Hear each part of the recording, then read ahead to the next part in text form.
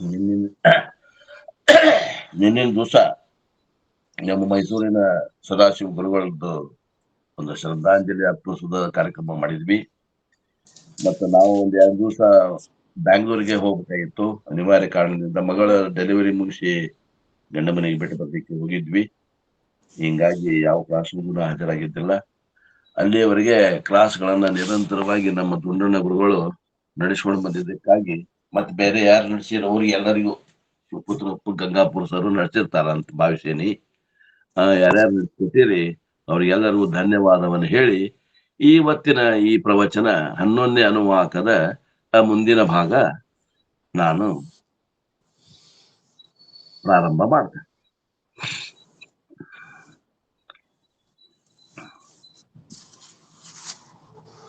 ಅಥ ಅಥ ಯದಿ ಅಥ ಯದಿ ತೇ ಕರ್ಮ ವಿಚಿಕ್ಷಾ ವಾ ವೃತ್ತ ಚಿಕಿತ್ಸಾ ವಾ ಸ್ಯಾತ್ ಏತತ್ರ ಬ್ರಾಹ್ಮಣಃ ಸಂದರ್ಶಿನಃ ಯುಕ್ತಾ ಆಯುಕ್ತಃ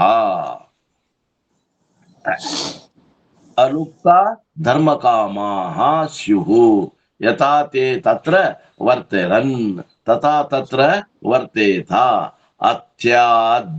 ಅತ್ಯಾಭ್ಯಾಖ್ಯಾತೇಷು ಏತತ್ರ ಬ್ರಾಹ್ಮಣಾಃ ಸಂವರ್ತಿನಃ ಯುಕ್ತ ಅಯುಕ್ತ ಆಲುಪ್ತ ಧರ್ಮಕಾಮ್ಯ ಸ್ಯುಃ ಯಥಾ ತೇ ತೇಷು ವರ್ತೇರನ್. ಇದು 11ನೇ ಅನುವಾಕದ ಕೊನೆಯ ಭಾಗ. ತಥಾ ತೇಷು ವರ್ತೇತಾಃ ಏಷ ಆದೇಶಃ ಏಷ ಉಪದೇಶ ದುಂಡಪ್ಪ ಗುರುಗಳೇ ಮ್ಯೂಟ್ ಮಾಡ್ಕೊಳ್ಳಿ. ಏಷಾ ವೇದೋಪನಿಷತ್ ಏತದನುಶಾಸನಂ ಏವಂ ಉಪಾಸಿತವ್ಯಂ ಏವಂ ಉಪೇಚೈತುದೌಪಾಸ್ಯಾಂ ಇತಿ ಏಕಾದಶೋ ಅನುವಾಕಃ.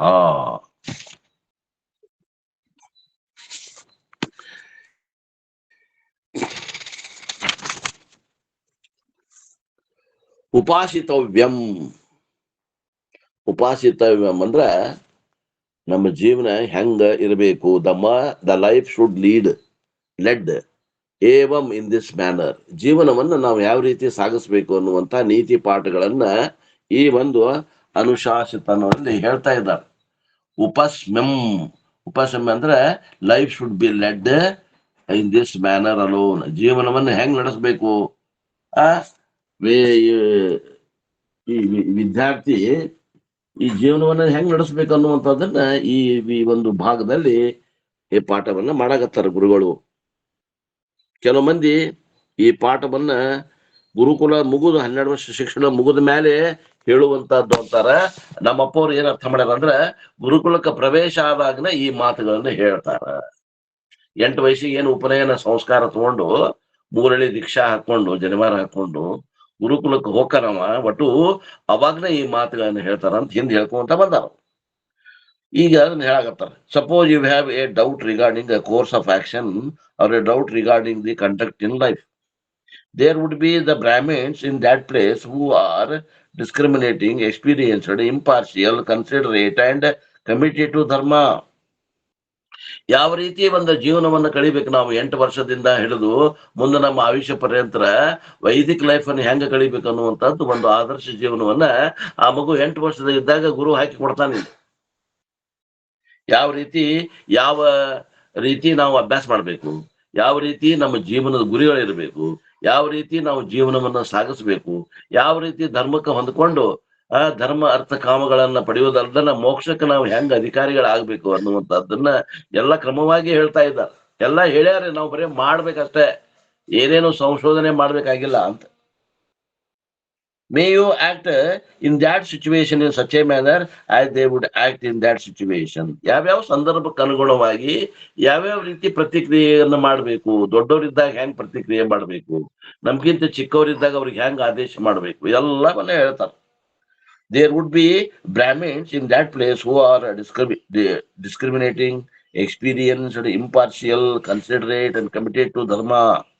ಅಲ್ಲೇ ಕೆಲವು ಮಂದಿ ತಿಳಿದವರು ಪಂಡಿತರು. ಇಲ್ಲಿ ಬ್ರಾಹ್ಮಣ ಅಂತಂದ್ರೆ ಜಾತಿ ಬ್ರಾಹ್ಮಣ ತಗೋಬಾರ್ದು, ಗುಣ ಬ್ರಾಹ್ಮಣ ತಗೋಬೇಕು. ಜಾತಿ ಬ್ರಾಹ್ಮಣರು ಬಹಳ ಮಂದಿ ಇರ್ತಾರೆ, ಗುಣ ಬ್ರಾಹ್ಮಣರು ಬೇಕು, ಸತ್ವಗುಣ ಪ್ರಧಾನ ಇದ್ದಂಥವ್ರು, ಆಮೇಲೆ ಸತ್ವ ರಜೋಗುಣ ಮತ್ತು ತಾಮಸ ಗುಣವನ್ನ ಕಡಿಮೆ ಮಾಡಿಕೊಂಡು ಸತ್ವಗುಣದಲ್ಲಿ ಹೆಚ್ಚಿಗೆ ಇದ್ದಂಥವ್ರಿಗೆ ಬ್ರಾಹ್ಮಣ ಅಂತ ಹೇಳ್ತಾರೆ. ಗುಣ ಬ್ರಾಹ್ಮಣ, ಜಾತಿ ಬ್ರಾಹ್ಮಣ ಅಂತ ಎರಡು ಭಾಗ ಮಾಡ್ತಾರೆ. ನೀವೇನೀಗ ನಾವು ಸಮಾಜದಾಗ ನೋಡ್ತೀವಿ, ನಾವು ನೀವು ಎಲ್ಲ ಇವರೆಲ್ಲ ಜಾತಿ ಬ್ರಾಹ್ಮಣರು. ಗುಣದಿಂದ ಬ್ರಾಹ್ಮಣ ಇರ್ಬೇಕು, ಸತ್ವಗುಣ ಪ್ರಧಾನ ಇರ್ಬೇಕು, ಪಾಠ ಪ್ರವಚನ ಮಾಡುವಂತ ಶಕ್ತಿ ಇರಬೇಕು, ಆ ನಂತರ ಸೂಕ್ಷ್ಮ ವಿಚಾರ ಇರಬೇಕು, ಆ ನಂತರ ಆ ಪಾಠ ಪ್ರವಚನದಲ್ಲಿ ಅವನಿಗೆ ಆಸಕ್ತಿ ಇರಬೇಕು. ಯುದ್ಧ ಕಲೆಗಳಲ್ಲಿ ಆಗಲಿ, ವ್ಯಾಪಾರಿ ಮನೋಭಾವನೆ ಆಗಲಿ, ಸೇವಾ ಮನೋಭಾವನೆ ಆಗಲಿ, ಇವೆಲ್ಲ ಉಳಿದ 3 ಪರಂಪರೆಗೆ ಬರ್ತಾವೆ. ಯಾರಿಗೆ? ಕ್ಷತ್ರಿಯ, ವೈಶ್ಯ, ಶೂದ್ರರಿಗೆ ಬರ್ತಾವೆ. ಬ್ರಾಹ್ಮಣ ಏನಪ್ಪಾ ಅಂದ್ರೆ ಪಾಠ ಪ್ರವಚನ, ಪೂಜೆ ಪುರಸ್ಕಾರಗಳೆಲ್ಲ ಮಾಡೋದು, ಆ ವಿಚಾರವನ್ನ ಮಾಡಿ ಇದ್ದಂತ ವಿಚಾರವನ್ನ ಸಮಾಜಕ್ಕೆ ತಿಳಿಸೋದು, ಯಾವುದೋ ಒಂದು ಮನಸ್ಸಿನಾಗ ಇಟ್ಕೊಳ್ಳದಂಗ ವಿದ್ಯೆಯನ್ನ ಬಿಚ್ಚಿ ಕೊಡುವಂತದ್ದು. ಇಂಪಾರ್ಷಿಯಲ್ ಅಂದ್ರೆ ಏನು? ಪಾರ್ಶಾಲಿಟಿ ಇಲ್ಲದನ, ಭೇದ ಭಾವ ಇಲ್ಲದನ ಈ ವಿದ್ಯೆಯನ್ನ ಹಂಚುವ ಕೆಲಸ ಈ ಒಂದು ಬ್ರಾಹ್ಮಣಂದು. ಅಂತ ಒಂದು ಸಮುದಾಯದಲ್ಲಿ ಇದ್ದಂತಹ ಆ ವಿದ್ಯಾರ್ಥಿ ಅದನ್ನೇ ಕಲ್ಕೊಂಡು ಅದನ್ನೇ ಮುಂದುವರ್ಸ್ಕೊಂಡು ಹೋಗ್ಬೇಕು. ಹೆಂಗಿತ್ತು ಹಿಂದಿನ ಕಾಲದಾಗ ಅಂದ್ರ, ಋಷಿಮುನಿಗಳು ಅಡವಿಯಲ್ಲಿ ತಪಸ್ಸು ಮಾಡಿ ಈ ಉಪನಿಷತ್ತುಗಳನ್ನೆಲ್ಲ ಮಂತ್ರ ದೃಷ್ಟಾರರ ಅನಿಸಿಕೊಂಡ್ರು. ಅವ್ರು ಮಂತ್ರ ದೃಷ್ಟಾರರು ಅಂತ ಅನಿಸಿಕೊಂಡಂತ ಆ ಜೀವನವನ್ನ, ಯಾವ ವೈದಿಕ ಜೀವನವನ್ನು ನಡೆಸಬೇಕು ಅಂತ ಈಶ್ವರನ ವಾಣಿ ಮೂಲಕ ಅವು ಏನು ಮಂತ್ರಗಳು ಅದಾವ, ಆ ಜೀವನವನ್ನು ಹಿಂಗ್ ನಡೆಸ್ರಿ ಅಂತ ಕೊಂಡು ಹೇಳಾಕ ಆ ಋಷಿ ಮುನಿಗಳು ಅರಸನ ಮನೆಗೆ ಬರ್ತಿದ್ರು. ವರ್ಷಕ್ಕೊಂದ್ಸಲ 2 ಸಲ ಬರ್ತಿದ್ರು. ಬಂದ್ರಂದ್ರೆ 8-10 ದಿವಸ ಇದ್ಕೊಂಡು ಆ ಹಿಂಗೆಲ್ಲ ಅವ್ರು ಈ ಉಪನಿಷತ್ತುಗಳ ಅರ್ಥವನ್ನ, ರಹಸ್ಯವನ್ನ ಎಲ್ಲ ಹೇಳಿ ಹೋಗ್ತಿದ್ರು ಆ ರಾಜನೆದುರಿಗೆ ಕರೆಸಿ. ಆ ರಾಜನಲ್ಲಿ ಇದ್ದಂತ ಬ್ರಾಹ್ಮಣರು ಆ ವಿಷಯಗಳನ್ನ ಸಮುದಾಯಕ್ಕೆ ಮುಟ್ಟಿಸ್ಬೇಕಾಗಿತ್ತು. ಹಿಂಗ ಇವರು ಆ ಋಷಿ ಮುನಿಗಳು ಮತ್ತು ಸಮಾಜಕ್ಕೆ ಕೊಂಡಿಯಾಗಿ ಕೆಲಸ ಮಾಡ್ತಾ ಇರುವಂತಹ ಒಂದು ವರ್ಗ ಏನಿತ್ತು, ಅವರಿಗೆ ಬ್ರಾಹ್ಮಣರು. ಅವರು ಸಾತ್ವಿಕರು, ಅವರು ಇಂಪಾರ್ಷಿಯಲ್ ಇದ್ರು, ಭೇದ ಭಾವ ಉಳ್ಳವರಲ್ಲ, ಶ್ರೇಷ್ಠ ಕನಿಷ್ಠ ಎಲ್ಲ ಸಮದರ್ಶಿನ ಜ್ಞಾನಿಗಳಾಗಿದ್ರು ಅವರೆಲ್ಲ.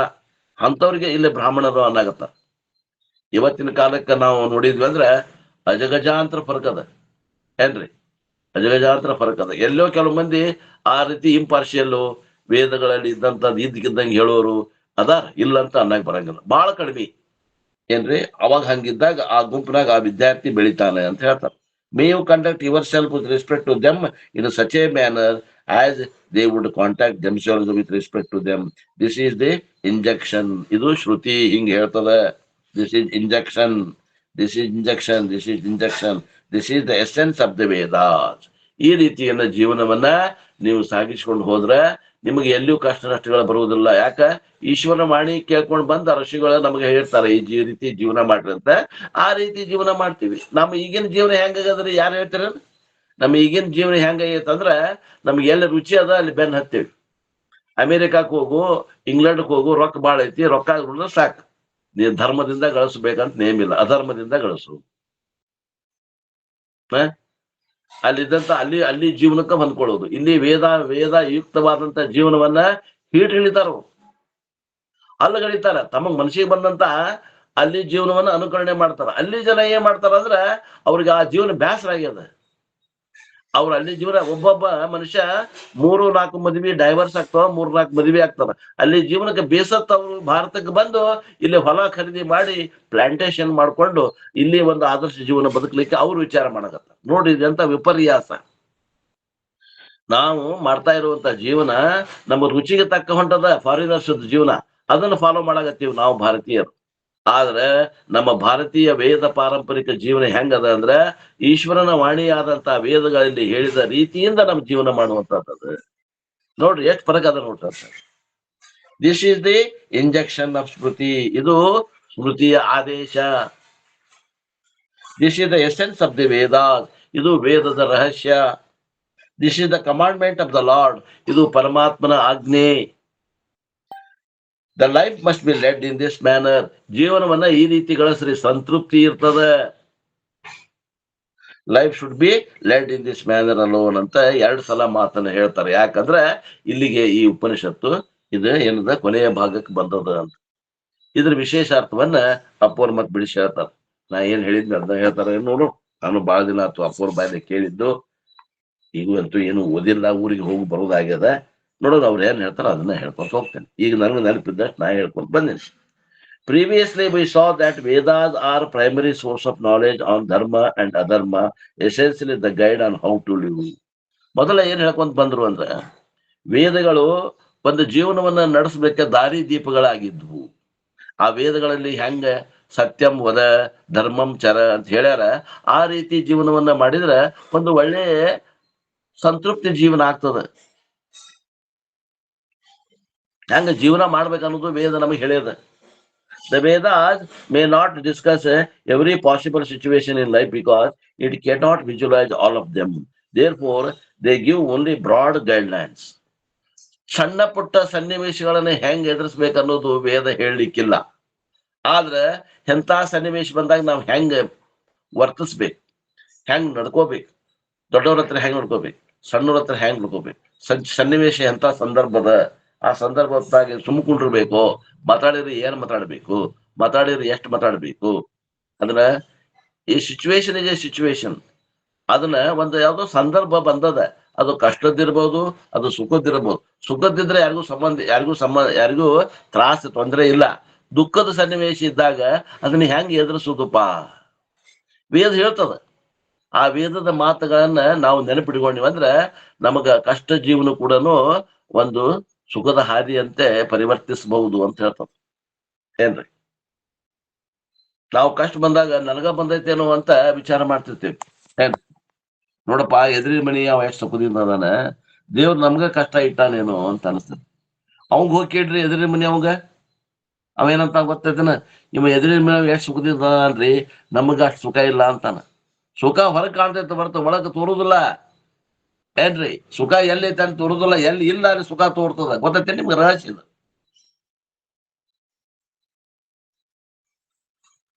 ಸಾಮಾನ್ಯ ಜೀವಿಗಳಿಗೆ ಸುಖ ಎಲ್ಲಿಲ್ಲ ಅಲ್ಲಿ ಸುಖ ತೋರ್ತದ, ಸುಖ ಇದ್ದಲ್ಲಿ ಸುಖ ತೋರುದಿಲ್ಲ. ನಿಮ್ಗೆ ಗೊತ್ತೈತೇನೆ ರಹಸ್ಯ ಇದು. ವೇದ ಹೇಳ್ತೈತಿ, ಈ ಮಾತನ್ನ ಹೇಳ್ತದ. ವೇದ ಈ ಮಾತನ್ನ ಹೇಳ್ತದ. ಸುಖ ನಿಮ್ ಒಳಗದ, ವಿಷಯಗಳಲ್ಲಿ ಇಲ್ಲ. ವಿಷಯಗಳಲ್ಲಿ ತೋರ್ತದ. ತೋರಿಕೆ ಸುಖ ಮಾತ್ರ ವಿಷಯಗಳಲ್ಲಿ ಅದ. ಆ ಸುಖ ಅನ್ನೋದು ನಿಜವಾದ ಮೂಲ ಸ್ವರೂಪ ನಿಮ್ಮಲ್ಲಿ ಅದ. ಇಂತೆಲ್ಲ ರಹಸ್ಯಗಳನ್ನು ಹೇಳಿಕೊಡ್ತದೆ. ಆ ನಂತರ ಯಾವುದೋ ಒಂದು ಕಷ್ಟ ಬಂದದ, ಅದು ಬಂದದ. ಈ ಹಿಂದೆ ನಿನಗೆ ಎಷ್ಟು ಕಷ್ಟ ಬಂದವಪ್ಪ ವಿಚಾರ ಮಾಡಿ ಕೂತ್ಕೊಂಡು. ಅವು ಅದಾವಲ್ಲ ಈಗ? ಇಲ್ಲ. ಕಷ್ಟಗಳು ಹೆಂಗದಾವಪ್ಪ, ಸ್ವರೂಪ ಹೆಂಗದ ಕಷ್ಟದ? ಬರುವಂತ ಹೋಗುವಂತ ಸ್ವಭಾವ ಅದಾವು. ಕಷ್ಟ ಬಂದಾಗ ಹೋಗಾಕ್ ಬಂದೈತಿ ಅಂತ ತಿಳ್ಕೊಬೇಕು. ನಾವೇನ್ ತಿಳ್ಕೊತೀವಿ, ಏನಪ್ಪಾ ನನ್ಗೆ ಬಂದೈತಿ ಇಂತ ಕಷ್ಟ, ಇದು ಎಂದೂ ಹೋಗೋದೇ ಇಲ್ಲ ಅಂತ ತಿಳ್ಕೊಂಡ್ಬಿಡ್ತೀವಿ ನಾವು. ನೋಡಿ, ವಿಚಾರ ಮಾಡ್ರಿ ನೀವು. ಈ ಕಷ್ಟ ಬಂದದ, ಇದು ಎಂದೂ ಹೋಗೋದೇ ಇಲ್ಲ ಅಂತ ತಿಳ್ಕೊತೀವಿ. ಆದ್ರೆ ನಮ್ಮ ಅನುಭವನ ವಿಚಾರ ಮಾಡಿದ್ರೆ ಇಲ್ಲಿ ಮಠ ಯಾವ್ಯಾವ ಕಷ್ಟ ಬಂದಾವ, ಆ ಕಷ್ಟಗಳು ಇವತ್ತು ಯಾವೂ ಇಲ್ಲ. ನಾ ಸಣ್ಣವಿದ್ದಾಗ, ನಾನು ಬಾಲ್ಯ ಜೀವನದಲ್ಲಿ ನಾವೆಲ್ಲರೂ, ನಾನಂದ್ರೇನು ನಂದ ಅಲ್ಲ, ನಿಮ್ಗೆಲ್ಲರದು, ಯಾರ್ಯಾರು ಗಂಡ್ಮಕ್ಳದಿರಿ, ಒಂದು ಗುಂಡ ನಾವು ಕಳ್ಕೊಂಡಾಗ ಜೀವ ಹೋಗು ಅಷ್ಟು ನೋವು ಮಾಡ್ಕೊಂಡೇವಿ.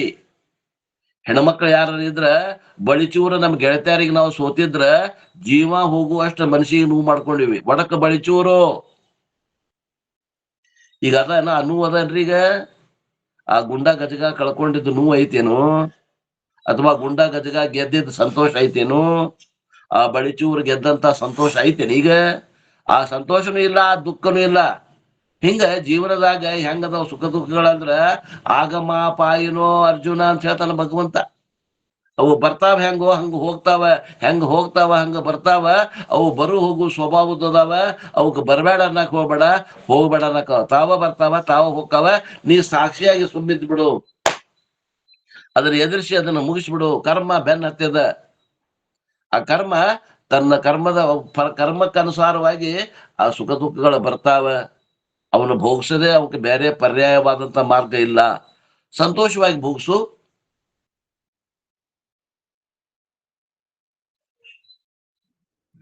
ಭೋಗಿಸಿದಂದ್ರೆ ಮುಗಿದು ಹೋಗ್ತದಲ್ಲ. ಯಾಕೆ ಬಂತಪ್ಪ ನನಗೆ ಈ ಕಷ್ಟ ಅಂದ್ರೆ ಹಿಂದಿನ ಜನ್ಮದಾಗ ಮಾಡಿದ ಕರ್ಮ. ಯಾಕೆ ಬಂದಿದ್ದಪ್ಪ ಈ ಸುಖ ಅಂದ್ರೆ ಹಿಂದಿನ ಜನ್ಮದಲ್ಲಿ ಮಾಡಿದಂತ ಪುಣ್ಯಕರ್ಮ. ಪುಣ್ಯಕರ್ಮ ಮಾಡಿದ್ರೆ ಸುಖ ಬರ್ತದ, ಪಾಪ ಕರ್ಮ ಮಾಡಿದ್ರೆ ದುಃಖ ಬರ್ತದ. ಪಾಪನ ಒಲ್ಲೆ ಬರೀ ಸುಖನ ಬೇಕಂದ್ರ ಪುಣ್ಯ ಮಾಡು. ಪುಣ್ಯಾರ ಮಾಡಾಕ ಒಲ್ಲೆ ಅಂತಿದಿ, ಪಾಪಾರ ಮಾಡಾಕ ಬಾಳ ಮುತುವರ್ಜಿ ವಹಿಸ್ತಿದಿ, ಮತ್ ಸುಖಾರ ಬೇಕಂತಿದಿ. ಹೆಂಗಿದು? ಅವ ಏನ್ ಮಾಡವ? ಕರ್ಮಫಲ ದಾತಾದನ ಈಶ್ವರ. ಅವಾಗೇನು ತಾರತಮ್ಯ ಐತೇನ? ಯಾರ ಮ್ಯಾಗ ಒಬ್ರ ಮ್ಯಾಗ ಸುಖ ಕೊಟ್ಟು ಅವ್ರಿಗೆ ಸಂತೋಷದಿಂದ ಇಡಬೇಕು, ಅವ್ರ ಮ್ಯಾಗ ಪ್ರೀತಿ, ಇನ್ನೊಬ್ರ ಮ್ಯಾಗ ದುಃಖ ಕೊಟ್ಟು ಅವ್ರಿಗೆ ದುಃಖ ಕೊಡಬೇಕು, ಅವ್ರ ಮ್ಯಾಗ ದ್ವೇಷ ಐತೇನ? ಇಲ್ಲ. ನಿಮ್ಮ ಕರ್ಮಗಳನ್ನ, ನಮ್ಮ ಕರ್ಮಗಳನ್ನ ಅಡು ಬಿಟ್ಕೋತಾನ. ಆ ಅಡು ಬಿಟ್ಕೊಂಡ್ರೆ ಅದ್ರ ಪಕ್ಕ ನಿಮ್ಗೆ ಏನದ ಅದು ಕೊಡ್ತಾನವ. ಕರ್ಮಫಲ ದಾತ. ದೇವ್ರ ನಮ್ಗೆ ಹಂಗ್ ಮಾಡಿದಾರಿ, ದೇವ್ರ ನಮ್ಗೆ ಹಿಂಗ್ ಮಾಡಿದಾರಿ. ಕೆಟ್ಟವ್ರಿಗೆ ಕಾಲ ಐತ್ರಿ, ಒಳ್ಳೆ ಮಂದಿ ಕಾಲ ಇಲ್ರಿ. ಅವ ಇವತ್ತಿಂದ ಮಾಡಾಕತ್ತೀವ ನೀನು. ಅವಾಗ ಬಂದಿದ್ದು ಒಳ್ಳೆ ಫಲ, ಕೆಟ್ಟವಾಗ ಇವತ್ತು ಒಳ್ಳೆ ಫಲ ಬಂದೈತಿ, ಇಲ್ಲ ಅನ್ನಂಗಿಲ್ಲ ನಾವು. ಅದು ಯಾಕೆ ಬಂದೈತಿ? ಅವ ಹಿಂದಿನ ಜನ್ಮದಾಗ ಮಾಡಿದ ಒಳ್ಳೆ ಕರ್ಮದ ಫಲ ಈಗ ಬಂದೈತವ. ಈಗ ಮಾಡುವಂತ ಕರ್ಮದ ಫಲ ಮುಂದ್ ಬಂದಾಗ ಗೊತ್ತಾಗತ್ತೆ ನಿನಗೆ ಯಾವ್ದು ಏನನ್ನು ವಿಮರ್ಶೆ ಮಾಡೋ ಬುದ್ಧಿ ಇಲ್ಲಪ್ಪ. ನಾ ಹೇಳ್ತೀನಿ ಕೇಳು ಅಂತ ವೇದ ಹಿಂಗೆಲ್ಲ ಹೇಳ್ತದ, ತಿಳುವಳಿಕೆ ಹೇಳ್ತದ, ಬ್ರಾಡ್ ಲೈನ್ ದಾಗ ಹೇಳ್ತದ. ಅದನ್ನ ನಮ್ಮ ಜೀವನದಾಗ ಅಳವಡಿಸ್ಕೋಬೇಕು. ಅದೇನು ಸಣ್ಣ ಸಣ್ಣ ಸಂಗತಿ ಏನು ಹೇಳಕ್ ಹೋಗುದಿಲ್ಲ. ದಾರಿ ಒಳಗ್ ಹೊಂಟೇವಪ್ಪ, ಒಂದು ಕಾಲು ಎಡವಿ ಬಿದ್ದೆ, ನಾನು 2 ದಿನ ದವಾಖಾನೆ ಅಡ್ಡಾಡಿದೆ, ನೋವಾಗೈತಿ, ಕಾಲು ಎಡವಿ ಬಿದ್ದೇನೆ. ಇದಕ್ಕೆ ಯಾಕೆ ಹಿಂಗಾತು ಅನ್ನುವಂಥದ್ದು ಡೈರೆಕ್ಟ್ಲಿ ಹೇಳಲಿಕ್ಕಿಲ್ಲ ವೇದ. ಆದ್ರೆ ಅದು ಕೂಡ ಕರ್ಮ ಫಲವೇ, ಯಾವುದೋ ಒಂದು ಕರ್ಮದ ಫಲವೇ. ನಾನ ಮಾಡಿದ್ದ ಫಲ, ಹಿಂದಿನ ಜನ್ಮದಾಗ ಮಾಡಿದ್ದಾಗ್ಲಿ, ಇದ ಜನ್ಮದಾಗಲಿ, ಹಿಂದೆ ಮಾಡಿದ್ದ ಕರ್ಮದ ಫಲ ಇವತ್ತು ಹಣ್ಣಾಗಿ ಫಲ ಕೊಡಾಗತ್ತದ. ಉಣಲೇಬೇಕು. ಪುಣ್ಯ ಕರ್ಮ ಐತದ, ಸುಖ ಉಣ್ಲಿ. ನಾ ಸುಖಾನು ಒಲ್ಲೆ ಆದ್ರೆ ಅನ್ನಕ್ ಬರೋದಿಲ್ಲ, ಅದು ಉಣ್ಸೇ ಹೋಗ್ತದೆ. ಇವತ್ ನನಗೆ ಮಾವಿನ ಹಣ್ಣೆ ಸೀಕರಣೆ ಉಣ್ಣು ಮನಸ್ಸಿಲ್ಲಪ್ಪ, ಆದ್ರೆ ಉಣ್ಣುದ ಹಬ್ಬ ಇವತ್ತು ಐತಿ ಅಂದ್ರೆ, ಹಣೆ ಬರ್ದಾಗ ಐತಿ ಅಂದ್ರೆ, ಅದು ಪುಣ್ಯ ಬಂದೈತಿ ಅಂದ್ರೆ ಯಾರ್ದಾರ ಮನಿಗ್ ಕರ್ಕೊಂಡು ಹೋಗಾದ್ರೂ ಉಣಿಸ್ತದ ನೀನು. ಇವತ್ತು ಉಪವಾಸ ಬೀಳೋದಪ್ಪ ಇವತ್ತು ಕರ್ಮದ ಫಲ. ನಿಮ್ ಮನ್ಯಾಗ ಅಡ್ಗಿ ಪಕ್ವಾನ ಮಾಡಿ ಇಟ್ಕೊಂಡಿರಿ ಅಂದ್ರೂ ಕೂಡ ಒಂದು ಯಾವ್ದೋ ಸುದ್ದಿ ಬರ್ತದ, ಉಣ್ಣಾಕ ಆಗುದಿಲ್ಲ ನಮಗ್. ಅಡ್ಗಿ ಮಾಡಿದ್ರು ಉಣ್ಣಾಕ ಆಗುದಿಲ್ಲ ಅಂದ್ರೆ ಏನಂತೀರಿ? ಇದು ಕರ್ಮ ಫಲ. ಇಂಥವೆಲ್ಲ ವೇದ ಹೇಳ್ತದ ನಮಗ್, ಬ್ರಾಡ್ ಲೈನ್ ದಾಗ ಹೇಳ್ತದ ಅಂತಾರಪ್ಪ ಅವ್ರು. We must extract the meaning from them.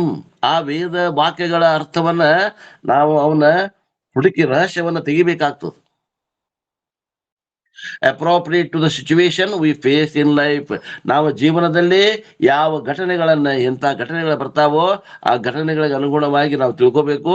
ಇದು ಪುಣ್ಯದ ಫಲ, ಇದು ಪಾಪದ ಫಲ. ನಾನ ಮಾಡೇನಿ, ಇದ್ರಾಗ ಪರಮಾತ್ಮಂದು ಏನೂ ಇಲ್ಲ. ಅವಾಗ ಯಾರ ಮ್ಯಾಗೂ ರಾಗ ಇಲ್ಲ, ಯಾರ ಮ್ಯಾಗೂ ದ್ವೇಷ ಇಲ್ಲ.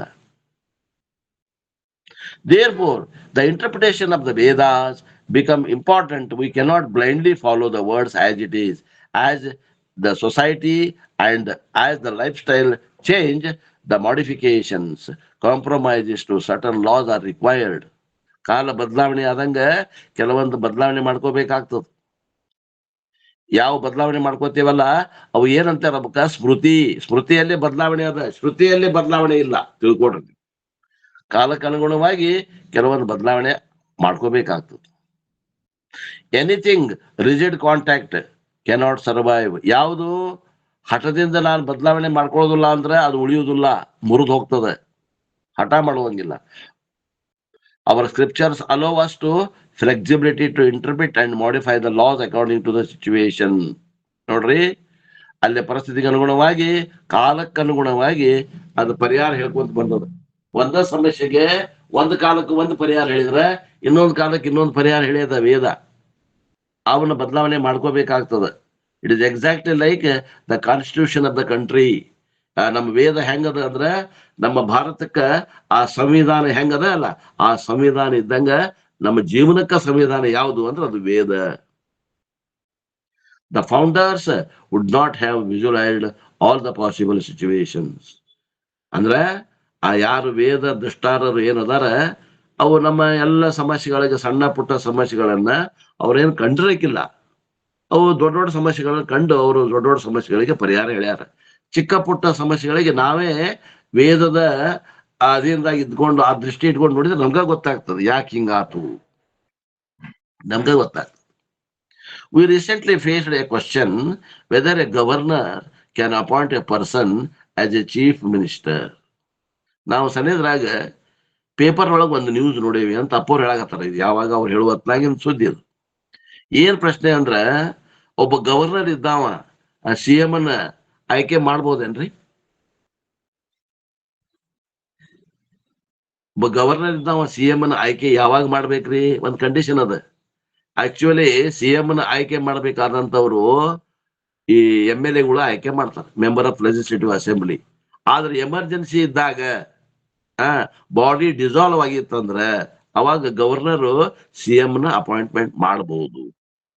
If he or she is not qualified to contest the election, ಅವ ಈಗ ಸಿಎಂ ಆಗ್ಬೇಕು ಆದ್ರೆ ಅವ ಈ ಇಲೆಕ್ಷನ್ಗೆ ಕಾಂಟೆಸ್ಟ್ ಮಾಡಕನ ಅರ್ಹ ಇಲ್ಲ. ಆದ್ರೆ ಅವನ್ನ ನಾವು ಸಿಎಂ ಮಾಡಕ್ ಬರ್ತೈತೆ ಅಂದ್ರೆ ಮಾಡಕ್ ಬರ್ತದ. The constitution is silent on this matter. ಇದರಲ್ಲಿ ಕಾನ್ಸ್ಟಿಟ್ಯೂಷನ್ ಏನು ಹೇಳುವುದಿಲ್ಲ, ಸಂವಿಧಾನ ಏನು ಹೇಳುವುದಿಲ್ಲ. It only gives the power to the governor to appoint CM, but it is unclear whether those qualification apply to that candidate for CM. ನೋಡ್ರಿ, ಅವ MLA ಇರೋದಿಲ್ಲ, ಅಂತವನ್ candidate ಮಾಡಿ ಸಿಎಂ ಮಾಡುವಂತ ಅಧಿಕಾರ ಗವರ್ನರ್ಗೆ ಅದ. So there is a constitutional crisis. Interpretation is required based on the intention of the authors. We must know what is letter and what is spirit.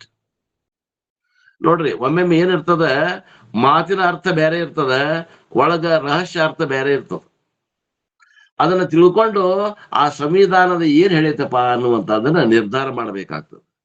ನಾವು ಈಗ ನಮ್ಮ ಒಂದು ಹಳ್ಳಿ ಅದ ಅಂತ ತಿಳ್ಕೊಡ್ರಿ, ಹಳ್ಳಿಯೊಳಗ 2 ಪಾರ್ಟಿ ಅದಾವಂತ ತಿಳ್ಕೊಡ್ರಿ. ನಾ ಒಂದು ಪಾರ್ಟಿ ಆಗದೇನಿ, ನನ್ನ ವಿರೋಧ ಪಾರ್ಟಿ ಅವನ ಮಗನ್ ಕೂಡ ನನ್ನ ಮಗ ಗೆಳತನ ಮಾಡಿ ಆ ಮಗನ ನಮ್ಮ ಮನೆಗೆ ಕರ್ಕೊಂಡು ಬಂದ ಅಂತ ತಿಳ್ಕೊಡ್ರಿ. ನಾನ್ ನೋಡ್ತೀನಿ, ನಾನು ಯಾರ ಮಗಪ್ಪ ಇವ ಇವ್ರ ಮಗ, ನನ್ನ ವೈರಿ ಮಗ, ನನ್ನ ವೈರಿ ಮಗನ್ ಕೂಡ ನನ್ನ ಮಗ ಗೆಳತನ ಮಾಡ್ಯಾನ ಅಂತ ಗೊತ್ತಾದ್ರೆ ನಾನು ಅವನ ಎದುರಿಗೆ ಏನ್ ಹೇಳ್ತೀನಿ? ವಿಷ ತಿನ್ನು ಮಗನ. ವಿಷ ತಿನ್ನು ಅಂದ್ರೆ ಏನ್ ಅರ್ಥ? ವಿಷ ತಿನ್ನು ಅಂತ ವಿಷ ತಿನ್ಬೇಕೇನ? ಹೋಗಿ ಅವ ಮಗ ಇಲ್ಲ, ಇವನು ಕೂಡ ಗೆಳತನ ಮಾಡಿದಂದ್ರೆ ವಿಷ ತಿಂತಿದಿ ಬಿಡು ಅನ್ನಂಗ. ಹಂಗ ಯಾವ ಒಂದು ಸಂವಿಧಾನದ, ಯಾವ ಒಂದು ವೇದದ ಮಾತಿನ ಏನ್ ಅರ್ಥದ, ತಾತ್ಪರ್ಯ ಏನದ ಅನ್ನುವಂಥದ್ದನ್ನು ನಾವು ತಿಳ್ಕೋಬೇಕಾಗ್ತದ. ಇಂಟರ್ಪ್ರಿಟೇಷನ್ ಅಂತ. Interpretation is required based on the intention of the author's. We must know what is letter and what is spirit. In Sanskrit we call it vivaksha and tatparyam. ಸಂಸ್ಕೃತನಾಗ ವಿವಕ್ಷ ಏನದು? ವಿಷ ತಿನ್ನೋದು ವಿವಕ್ಷ. ತಾತ್ಪರ್ಯ ಏನು? ಗೆಳತನ ಬಿಡು, ಅವ ವೈರಿ ಮಗ ಅದನ, ಗೆಳತನ ಬಿಡು, ಇದು ತಾತ್ಪರ್ಯ. ವಿವಕ್ಷ ಏನು? ವಿಷ ತಿನ್ನು. ಈ ಮಾತು ವಿವಕ್ಷ. ಮಾತಿನ ಅರ್ಥನ ಬೇರೆ, ಮಾತಿನ ತಾತ್ಪರ್ಯ ಬೇರೆ ಇರ್ತದ. What is exactly explicitly said but intended by the author. The Indian Constitution is only 70 years old. The authors could not visualize this situation. The Vedas have no beginning. How could they possibly have visualized all the situations? ನೋಡ್ರಿ, ನಮ್ಮ ಸಂವಿಧಾನ ಕೇವಲ 70 ವರ್ಷ ಹಳೆಯದಂತಾರ ಅಪ್ಪವ್ರು. 40 ಸಂವಿಧಾನ ಯಾವಾಗಾತ್ರಿ? 50ಕ್ಕೆ ಆತನ್ರಿ. 50ಕ್ಕೆ ಆತು. ಅಂಬೇಡ್ಕರ್ ಅವರು 50ನೇ ಇಸ್ವಿ ಸಂವಿಧಾನ ಮಾಡಿದ್ರು. 50ರಿಂದ ಎಷ್ಟಾಯ್ತು? 75 ವರ್ಷ ಆಯ್ತು. ಆದ್ರೆ 5 ವರ್ಷದಿಂದ ಅಪ್ಪವ್ರು ಇದನ್ನ ಪ್ರವಚನ ಮಾಡ್ಯಾರ ಅನ್ನಂಗ. 75 ವರ್ಷದ್ದು ಹಳೆ ಸಂವಿಧಾನ ಐತಿ. ನಮ್ಮ ವೇದ ಅನ್ನುವಂಥ ಸಂವಿಧಾನ ಎಷ್ಟು ವರ್ಷ ಹಳೆಯದಂದ್ರ ಇದು ಸಾವಿರಾರು ವರ್ಷ ಹಳೆಯದ. ಸುಮಾರು 500ರಿಂದ 5,000 ವರ್ಷದ ಆಚೆಗೆ ಇರುವಂತ ಅಷ್ಟು ಹಳೆಯದದ ನಮ್ಮ ವೇದ. ಆವಾಗಿನ ಕಾಲದಾಗ ಈಗಿನ ಸಮಸ್ಯೆಗಳನ್ನ ಅವ್ರಿಗೆ ಗೊತ್ತಿರ್ಲಿಕ್ಕಿಲ್ಲ. ಅವಾಗ ಏನ್ ಸಮಸ್ಯೆಗಳಿದ್ದು ಆ ಸಮಸ್ಯೆಗಳನ್ನ ಅವ್ರಿಗೆ ಸಮಸ್ಯೆಗಳಿಗೆ ಪರಿಹಾರ ಹೇಳ್ಯಾರ. ಅದ ಒಂದು ಬೆಳಕಿನಾಗ ನಾವು ಇವತ್ತಿನ ಸಮಸ್ಯೆಗಳಿಗೆ ಪರಿಹಾರ ಕಂಡುಕೋಬೇಕು ಅಂತ ಹೇಳ್ತಾರ. If interpretation is required and discretion is to be used, who will do that? ಯಾರು ಮಾಡ್ಬೇಕ್ರಿ ಇವತ್ತಿನ ಸಮಸ್ಯೆಗಳಿಗೆ ಪರಿಹಾರಗಳನ್ನ? ಅಂದ್ರೆ ಅವ ಇಲ್ಲ, ಇದ್ರಾಗ ಯಾರು ಮಾಡ್ತಾರ? ರಾಜಕೀಯದಾಗ the political party if asked to interpret will do it in a way it suits them. ನಾವು ಈ ಸಮಸ್ಯೆಗೆ ಏನ್ ಪರಿಹಾರ ಹೇಳ್ರಿ ಅಂತ ರಾಜಕೀಯ ಪಾರ್ಟಿಗಳಿಗೆ ಕೊಟ್ಟಿವಿ ಅಂದ್ರೆ, ಒಂದು ಪಾರ್ಟಿ ಅವ ಆ ಸಮಸ್ಯೆಗೆ ಒಂದ್ ಪರಿಹಾರ ಹೇಳಿದ್ರೆ, ಇನ್ನೊಂದು ಪಾರ್ಟಿ ಅಪೋಸಿಟ್ ಪಾರ್ಟಿ ಅದಕ್ಕೆ ಸಮಸ್ಯೆಗೆ ಪರಿಹಾರ ಬೇರೆ ರೀತಿಯಿಂದ ಹೇಳ್ತಾನೆ. Therefore, interpretation should be allowed, but it should be specified who is qualified to interpret the laws. Otherwise, democracy will be mess. ಅದಕ್ಕೆ ಆ ಡಿಸಿಷನ್ ನೀವು ಪಾರ್ಟಿಗಳಿಗೆ ಕೊಡಬೇಡ್ರಿ ಅಂತಾರ. ಯಾವ್ದು ನಿಜವಾದ ಹಿತಕಾರಿ ಅದಾರ ಆ ಡೆಮೋಕ್ರಸಿ ಒಳಗ, ಆ ಜನರಿಗೆ, ಆ ಕಾಯ್ದೆ ಮಾಡೋರಿಗೆ ಕೈ ಕೊಡ್ಬೇಕು, ಕೋರ್ಟ್ ಕೊಡ್ಬೇಕು ಅಂತಾರ. ಕೋರ್ಟ್ ಕೊಟ್ರೆ ಅದು ಇಂಪಾರ್ಷಿಯಲ್ ಆಗಿ ಯಾವ ಚಲೋ ಅನ್ನೋದು ಹೇಳ್ತಾರ. Therefore, a constitution bench is appointed with people who are constitutional scholars with integrity and who look out the welfare of the country and not just for the immediate family or circle of the friends. ಅದಕ್ಕ ಒಂದು ಸಂಸ್ಥೆ ಮಾಡ್ಯಾರ, ಕಾನ್ಸ್ಟಿಟ್ಯೂಷನ್ದಾಗ ಒಂದು ಅಧಿಕಾರ ಕೊಟ್ಟಾರ, ಕೋರ್ಟ್ಗೆ ಅಧಿಕಾರ ಕೊಟ್ಟಾರ. ಆ ಕೋರ್ಟ್ ಏನ್ ಹೇಳ್ತದ, ಆ ಪರಿಹಾರ ಮಾಡ್ರಿ, ಪಾರ್ಟಿಗೆ ಕೊಡಬೇಡ್ರಿ, ಪಾರ್ಟಿಗೆ ಕೊಟ್ರೆ ಅವ್ರು ತಮಗೆ ಹಿತ ಆಗಿದ್ದೆಲ್ಲ ನೋಡ್ತಾರ.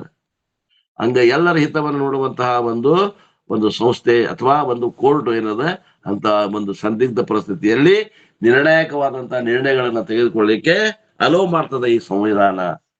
ದ ಸೇಮ್ ವೇ, ಅದೇ ರೀತಿ Vedas will have to be interpreted as the society changes. ಹೆಂಗ ನಮ್ಮ ಸಮಾಜ ಬದಲಾವಣೆ ಆಗ್ಕೊಂತ ಹೋಗ್ತದ, ವೇದದ ಅರ್ಥಗಳನ್ನು ಕೂಡ ನಾವು ಬದಲಾವಣೆ ಮಾಡ್ಕೋಬೇಕಾಗ್ತದ. You will come across new situations where you will face confusion.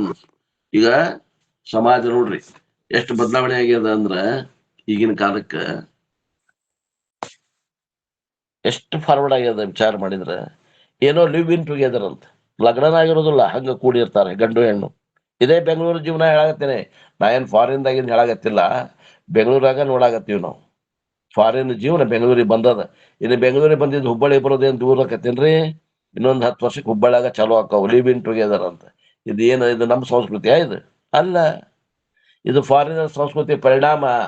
ಆ ರೊಕ್ಕದ ಆಶೆಗೆ ಬೆನ್ನ ಹತ್ತಿ ಹೋಗಿ ಇಲ್ಲ ಬಾರದ್ ಕಲಿತಾರ. ವೀಕೆಂಡ್ ಅಂತ, ವೀಕೆಂಡ್ ಸೆಲೆಬ್ರೇಷನ್ ಅಂತ, 5 ದಿನ ದುಡಿಯುದು, 2 ದಿನ ಮೋಜು ಮಸ್ತಿ ಮಾಡುದು.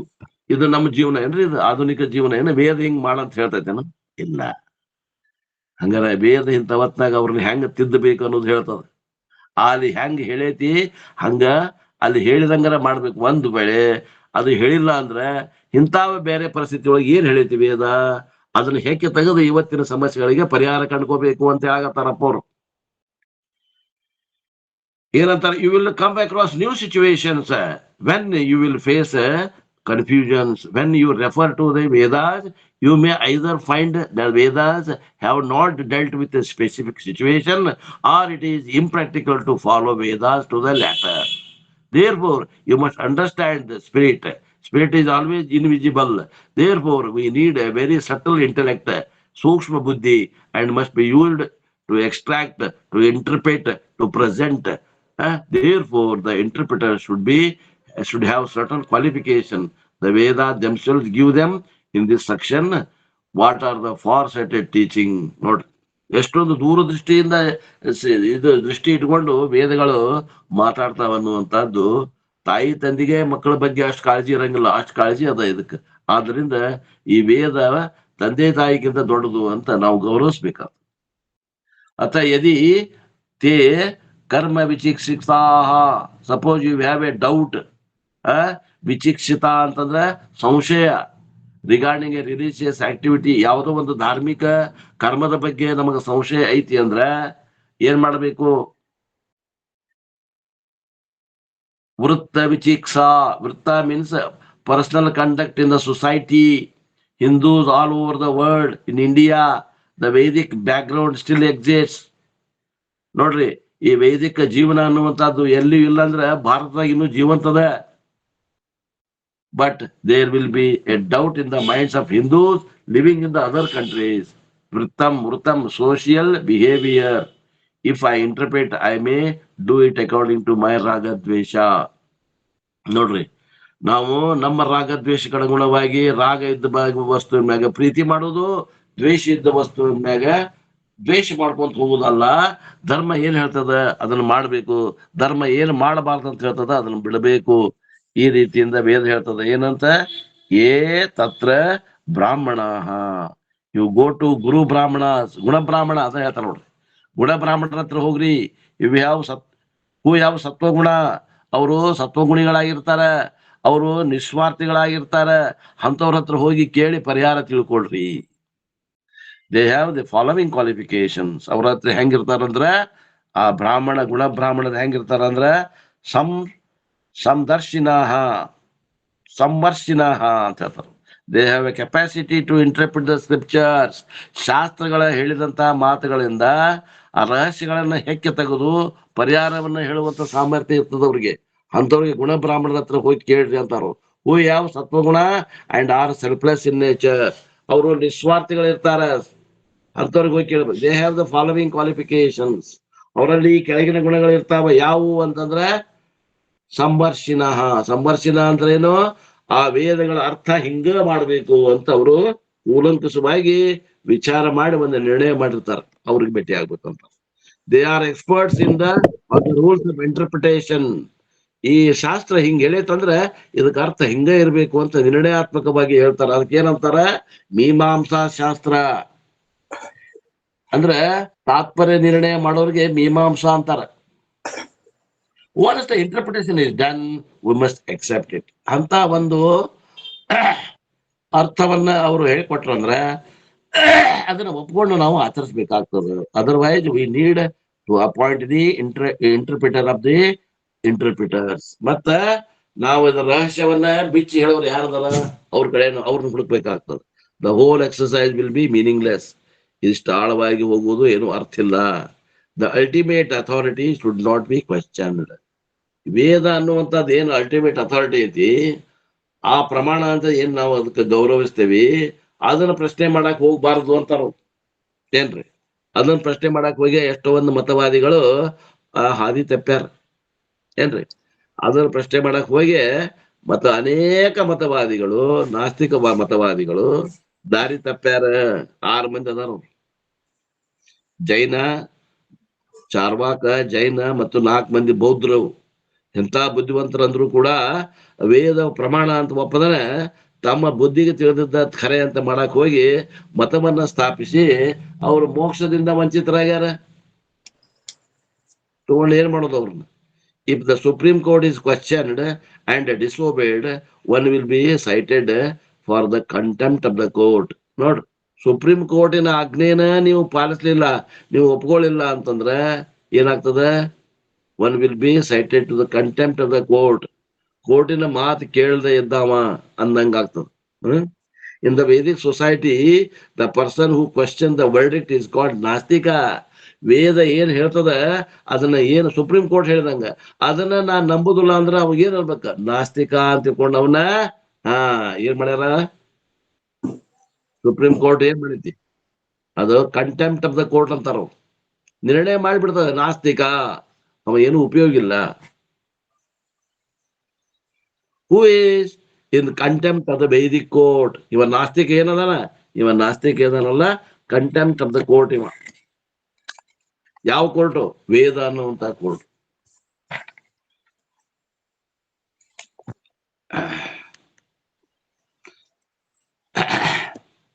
ಯುಕ್ತ ಅಯುಕ್ತಾಹ ಅಂತದ ಮುಂದಿನ ಶಬ್ದ. ಯುಕ್ತ ಅಂದ್ರೆ ಏನು? Those who have lived in the ಧಾರ್ಮಿಕ ಅಂಡ್ ವೈದಿಕ್ ಲೈಫ್ ಸ್ಟೈಲ್. ಯಾವ ಧಾರ್ಮಿಕವಾದಂತಹದ್ದು ವೈದಿಕ ರೀತಿಯಿಂದ ಜೀವನವನ್ನ ನಡೆಸ್ಕೊಂತ ಹೋಗ್ಯಾರಲ್ಲ ಅವ್ರಿಗೆ ಯುಕ್ತರು ಅಂತ. ದೇ ಆರ್ ಸೋಕ್ಡ್ ಇನ್ ಧರ್ಮ. ಅವರು ಧರ್ಮದಲ್ಲಿ ಮುಳುಗಿ ಹೇಳ್ತಾರೆ. It is like the supreme court judge. ಈ ಧರ್ಮದಲ್ಲಿ ಮುಳುಗಿ ಹೇಳುವುದಂದ್ರೆ ಏನು?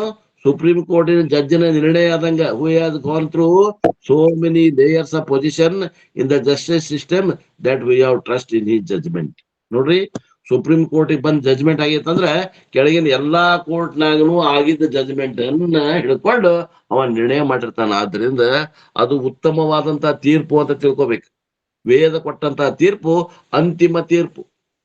ಅದನ್ನ ಮತ್ತೆ ಕ್ವಶನ್ ಮಾಡಕ್ ಇನ್ನೊಂದು ಕೋರ್ಟ್ ಇಲ್ಲ.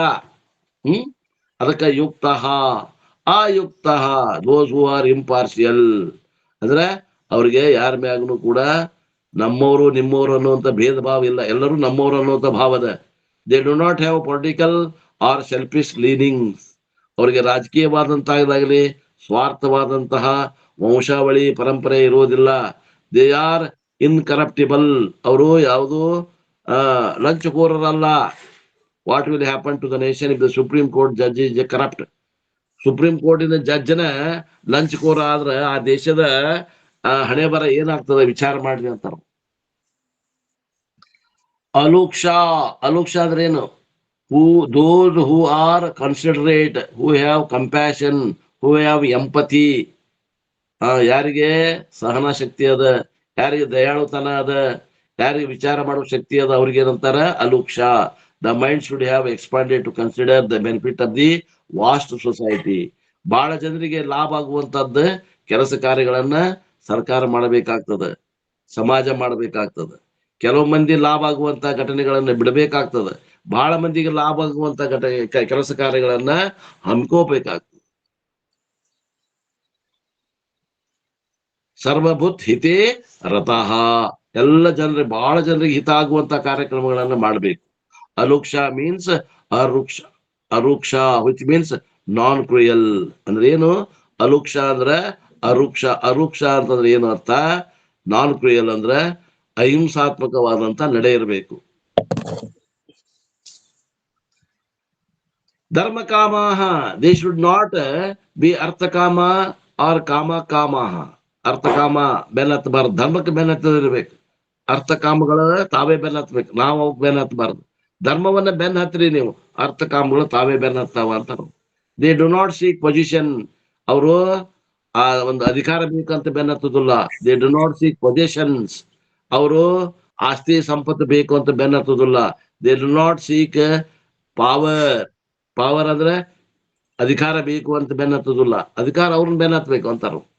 Only such people will be impossible to the rich and poor. ಇಂಥ ಜನರು ಮಾತ್ರ ಶ್ರೀಮಂತರು ಬಡವರು ಅಂತ ಎಣಿಸದನ ಎಲ್ಲರಿಗೂ ಕೂಡ ಸಮದರ್ಶನಾಗಿರೋರು ಮಾಡ್ಲಿಕ್ಕೆ ಸಾಧ್ಯ ಆಗ್ತದೆ, ಆಡಳಿತ ಮಾಡಕ್ ಆಗ್ತದೆ. Rich or poor courageous enough to pass the verdict. ಅವ್ರಿಗೆ ಎಂತ ಒಂದು ಧೈರ್ಯ ಇರ್ತೈತೆ ಅಂದ್ರೆ ಬಹಳಷ್ಟು ಜನರಿಗೆ ಅನುಕೂಲ ಆಗುವಂತಹ ಯಾವುದೇ ಒಂದು ಸುಧಾರಣೆ ಮಾಡ್ಲಿಕ್ಕೆ ಅವ್ರು ಹಿಂಜರಿಯುವುದಿಲ್ಲ. ದೇ ಶುಡ್ ವ್ಯಾಲ್ಯೂ ಧರ್ಮ ಪುರುಷಾರ್ಥ ಮೋರ್ ದಾನ್ ಅರ್ಥಕಾಮ. ಧರ್ಮಕ್ಕ ಸ್ಥಾನ ಹೆಚ್ಚಿಗೆ ಕೊಡಬೇಕು, ಅರ್ಥಕಾಮಕ್ಕೆ ಸ್ಥಾನ ಕೊಡಬೇಕು, ಆದ್ರೆ ಧರ್ಮಕ್ಕಿಂತ ಕೆಳಗೆ ಕೊಡ್ಬೇಕು. ಈಗ ಏನಾಗೈತೆ ಅಂದ್ರ ಎಲ್ಲಕ್ಕಿಂತ ಹೆಚ್ಚಿನ ಸ್ಥಾನ ಈಗಿನ ನಮ್ಮ ಸೊಸೈಟಿ ಒಳಗ ರೊಕ್ಕ ಇದ್ರೆ ಸಾಕಪ್ಪ, ಅರ್ಥ ಬೇಡ, ಅದು ಧರ್ಮನು ಬೇಡ, ಏನು ಬೇಡ, ಅರ್ಥಕಾಮಗಳಿದ್ರೆ ಸಾಕು ಅಂತ. That is why the scriptures prescribe voluntary life of poverty to those interested in teaching and interpreting the Vedas. Disturb ಮಾಡಕತ್ತಿರ ನೀವು? ಇದು ಕಾರಣ ಇದು ಸರಪ್ಪ ಮ್ಯೂಟ್ ಮಾಡ್ರಿ. ಒಂದು ನೀನು ಬಿಡುಗ ಮೊಸರು ಬಿಡು.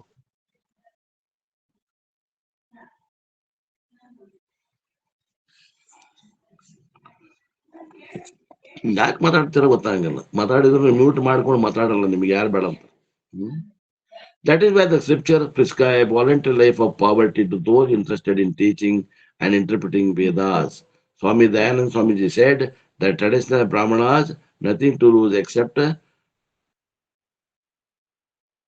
kudam, tuft and punal, thread. There is no fear of anything or anyone. Until one acquires these qualifications, he should seek the help of the wise in times of crisis. ಇಂಥ ಒಂದು ಬ್ರಾಹ್ಮಣರನ್ನ ಜ್ಯೋತಿಷ್ ಕೇಳಕ್ ಹೋಗಿ ನೋಡ್ರಿ ಏನಾಗೈತಿ ಏನ್ ಹೇಳ್ರಿ ಅಂತ. ಅಂತವ್ರು ಒಳ್ಳೆ ಜನ, ಸಾತ್ವಿಕ ಇದ್ದಂತವ್ರಿಗೆ ಹೋಗಿ ಕೇಳ್ರಿ, ನಿಮ್ಮ ಪರಿಹಾರಗಳನ್ನ ಕೇಳ್ರಿ ಅಂತ ಒಂದ್ ಮಾತನ್ನ ಹೇಳ್ತಾರ. ಆದ್ರೆ ಇವತ್ತಿನ ಕಾಲದಾಗ ಆ ಜ್ಯೋತಿಷ್ ಹೇಳೋರು ಸರಿ ಇಲ್ಲ. ರೊಕ್ಕ ಕೊಟ್ರೆ ಒಂದ್ ಹೇಳ್ತಾರ, ರೊಕ್ಕ ಕೊಡ್ಲಿಕ್ಕಂದ್ರೆ ಒಂದ್ ಹೇಳ್ತಾರ, ಏನ್ ಹೇಳಕ್ ಬರಂಗಿಲ್ಲ. ಅವರು ಕೂಡ ಧರ್ಮ ಬಿಟ್ಟಾರ. ಈಗ ಯಥಾತಿ ತತ್ರ ವರ್ತರೇನ್ ತಥಾ ತತ್ರ ವರ್ತೇತಾಹ. Act in the manner that the Brahmins would be in that situation. ಕೇಳಾಕ್ ಬಂದವ್ರು ಯಾವ್ದೋ ಧರ್ಮದವ್ರು ಇರ್ಲಿ, ಅವ ಬ್ರಾಹ್ಮಣ ಅವ ಪರಿಹಾರ ಹೇಳ್ಬೇಕಾಗೈತಿ ಅಂದ್ರ ಅವ ಏನ್ ಮಾಡ್ಕೋಬೇಕಂದ್ರ ಅದ್ರ ಸಮಸ್ಯೆ ಅವಂಗ ಬಂದೈತಿ ಅಂತ ತಿಳ್ಕೊಂಡು ವೇದಗಳಲ್ಲಿ ಅವನ್ನ ಹುಡುಕ್ಯಾಡಿ ಅದಕ್ಕೆ ಏನ್ ಸಮಸ್ಯೆ ಐತಪ್ಪ, ಪರಿಹಾರ ಏನ್ ಹೇಳ್ಬೇಕು, ಆ ಪರಿಹಾರವನ್ನ ಹೇಳ್ಬೇಕು ಅಂತ ಅವ.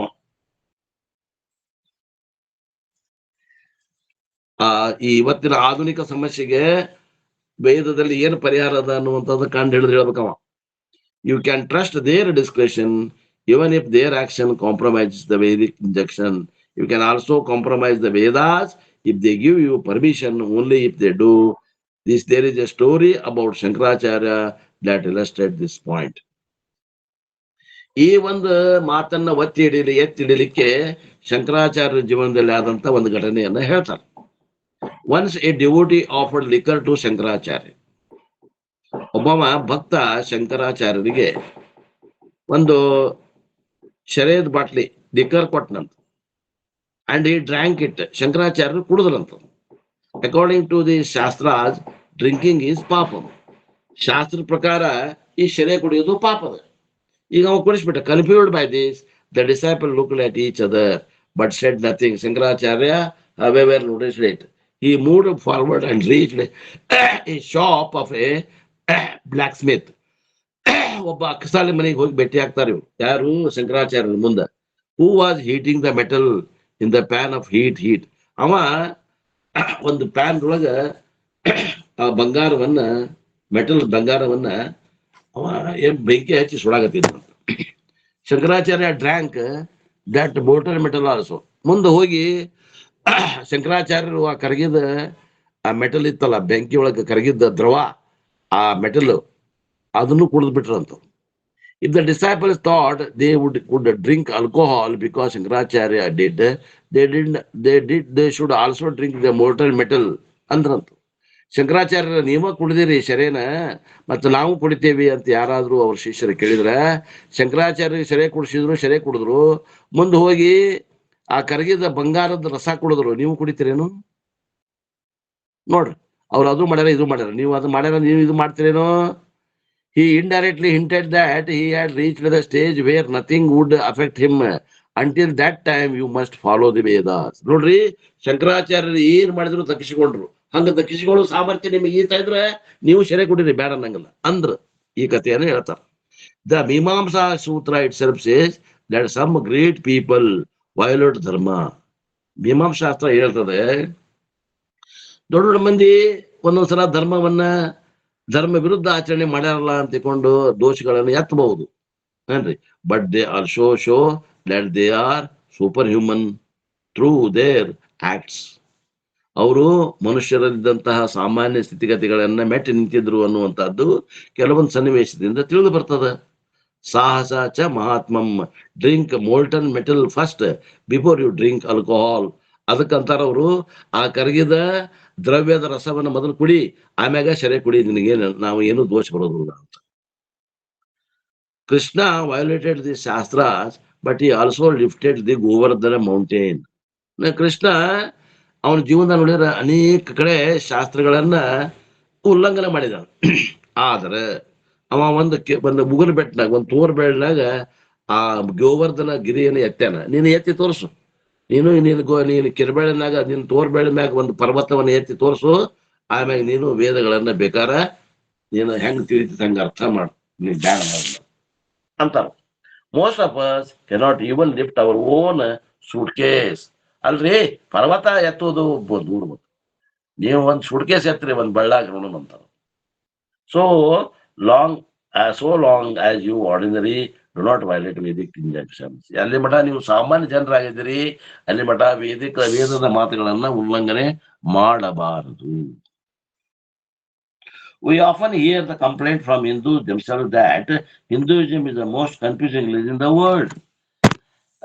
ಬಹಳ ಮಂದಿ ಅಂತಾರ್ರಿ, ಯಾರು ವೇದಕ್ಕೆ ಬಂದವರು, ವೇದದಲ್ಲಿ ಅಭ್ಯಾಸ ಮಾಡೋರು, ಉಳಿದವರಲ್ಲ.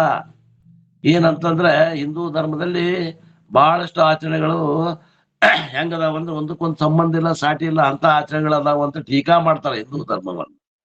They also state that the other religions are far less confusing than Hinduism. ಮತ್ತೇನ್ ಹೇಳ್ತಾರಂತ ಮುಂದುವರೆದು, ಆ ಉಳಿದ ಧರ್ಮಗಳಲ್ಲಿ ಇಷ್ಟು ವಿರೋಧವಾದಂತಹ ಮಾತುಗಳಿಲ್ಲ, ಆದ್ರೆ ಹಿಂದೂ ಧರ್ಮದಲ್ಲಿ ಒಂದಕ್ಕೊಂದು ವಿರೋಧ ಧರ್ಮಗಳು ಬಹಳ ಅದಾವು ಅಂತ.